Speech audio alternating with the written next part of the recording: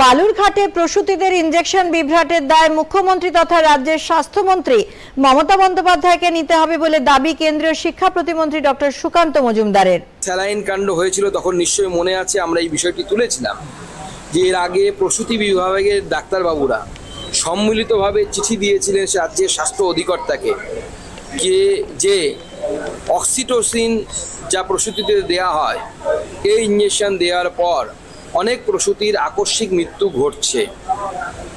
তো স্বাভাবিকভাবে এখন প্রশ্ন উঠে যায় যে এটা অক্সিটোসিন ইঞ্জেকশন তো নয়, অন্য কোনো ইঞ্জেকশন হয়তো ছিল।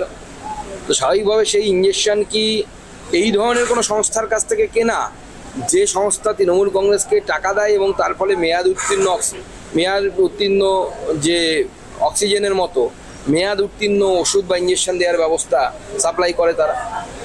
তো স্বাভাবিকভাবে এটা রাজ্যের স্বাস্থ্য ব্যবস্থার উপর আরও একবার একটা বড় প্রশ্নচিহ্ন তুলে দিল যে স্বাস্থ্য ব্যবস্থা মুখ্যমন্ত্রী স্বয়ং দেখেন এবং মুখ্যমন্ত্রী বারবার নিজেকে প্রমাণিত করছেন যে সে আইন শৃঙ্খলা পরিস্থিতি হোক বা আপনার যে স্বাস্থ্য ব্যবস্থা হোক, যে উনি অ্যাডমিনিস্ট্রেটর হিসেবে মানে প্রশাসক হিসেবে সম্পূর্ণভাবে ব্যর্থ।